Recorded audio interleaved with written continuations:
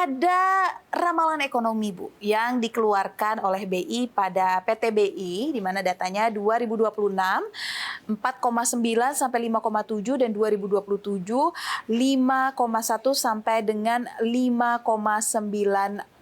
Nah, sejauh mana estimasi perkembangan ekonomi RI ke depan ini bisa mempengaruhi tren ekspansi bisnis khususnya untuk asuransi di tahun 2026?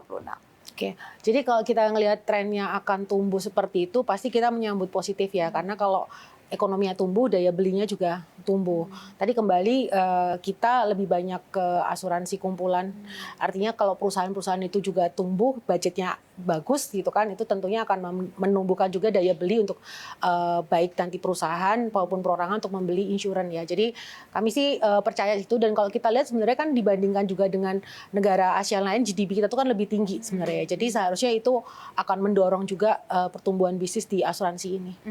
Dengan market kita berarti masih cukup banyak, Bu, yang bisa dijadikan target untuk asuransi kita. Kalau asuransi, kalau kita lihat dari data inklusi itu kan baru 45 ya, terus kemudian juga literasi baru 25 ya. Okay. Jadi daya penetrasi pun kita juga terendah.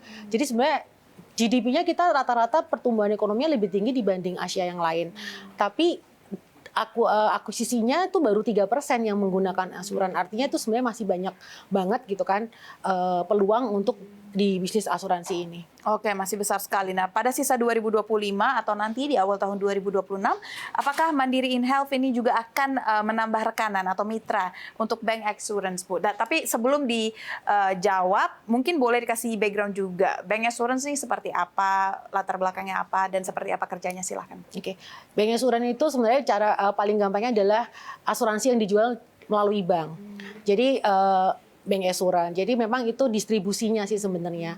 Nah, memang kalau kita ngomong bank assurance, distribusi melalui bank ketemu langsung dengan nasabah bank itu adalah paling cepat dan efisien ya, karena ketemu, dan bank kan juga tahu bisa melihat mana yang punya kapasitas untuk membeli insurans atau enggak. Jadi kalau kita bicara tentang distribusi memang akan lebih efektif dan cepat melalui bank assurance. Jadi itu sih. Nah, kalau dari kami sebenarnya kalau mau seperti apa bank assurance, adalah yang penting adalah produknya sesuai dengan profil yang bank tempat di mana bank assurance itu dijual. Asuransinya produknya harus sesuai supaya penetrasinya juga jadi maksimal, dan tentunya komitmen dari bank partnernya ya terhadap asuransinya. Apakah tadi, Bu, ada rencana untuk menambah rekanan atau mitra, dan biasanya bentuk rekanan dan kemitraan ini seperti apa, Bu? Jadi kalau Mandiri InHealth sendiri, produk kami itu kami cukup percaya diri dan kita punya competitive advantage di dalam produk individual atau produk kesehatan. Kita juga ada yang managed care, produk managed care itu produk asuransi kesehatan yang unlimited. Individual kita juga punya. Nah, kami sih lebih fokus terhadap pengembangan produknya supaya sesuai dengan masyarakat keperluan. Nah, kalau untuk menambah bank, kami kebetulan memang lebih fokus ke produk, dan kita menjualnya melalui perusahaan asuransi yang punya bank assurance. Jadi biasanya perusahaan asuransi sudah punya partner banknya masing-masing. Nah, kami lebih fokus ke produknya, dan kita sekarang ada 2 partner kita melakukan dengan koasuransi. Jadi kita titip jual karena mereka punya distribusi di bank assurance. Bagaimana Ibu melihat peluang dan tantangannya untuk bisa pengembangan melalui bank assurance dibandingkan dengan channel pemasaran lainnya, Bu? Jadi ini untuk karena memang salah satu yang kita ingin kembangkan di tahun 2026 itu adalah ke individu. Jadi memang ya tadi, karena bank assurance itu secara cepat dan efisien. Karena melalui nasabah. Iya, jadi udah ketemu lah. Jadi petugasnya juga udah tahu, oh ini mampu atau enggak, dan jadi target pasarnya udah lebih efisien.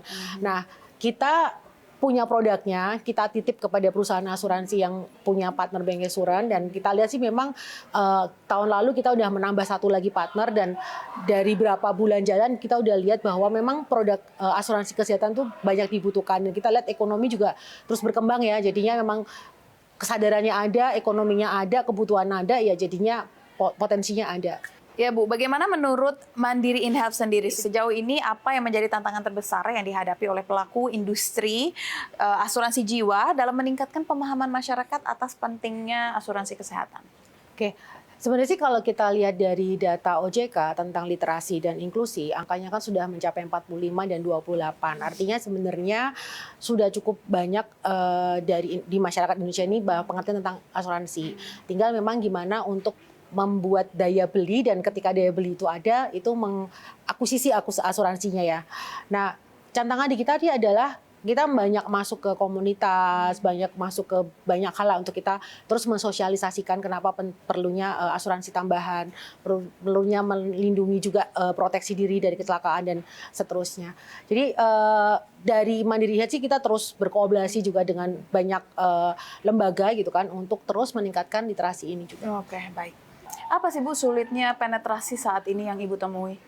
Selain rendahnya tingkat literasi atau mungkin pangsa pasar di wilayah-wilayah tertentu yang masih stereotip melihat asuransi seperti apa yang Ibu lihat sejauh ini? Kalau challenge-nya mungkin lebih ke distribusinya ya, bahwa kita punya distribusi pakai jalur apa, itu ketemu dengan pangsa yang kita mau capai gitu kan. Misalnya kita misalnya mau pakai digital ya. Jadi kalau misalnya mau pangsa digital, masa mana sih yang connect-nya seperti apa di situ gitu. Jadi kami sih di Mandiri Health, di holding kami kita punya One by EFG, itu memang khusus untuk yang nanti Gen Z ya. Jadi kita tahu Gen Z itu related sama ini masih pangsa baru. Gen Z itu sekarang yang punya uang sendiri banyak loh. Jadi menggugahnya itu memang harus kita pakai kontak point yang biasa mereka lakukan. Nah, studi ini terus kemudian penggunaan digital itu yang harus kita kembangkan dari sisi kita supaya lebih efektif gitu kan untuk bisa nge-touch mereka. Apakah Mandiri InHealth sendiri akan menghadapi hambatan dalam mensosialisasikan pelindungan asuransi pada generasi muda atau justru lebih mudah Ibu melihatnya? Sejauh ini sih kalau kita lihat dari angka kan bertumbuh ya. Jadi kita bisa ngikutin itu gitu kan. Memang challenge-nya itu kita harus menyesuaikan.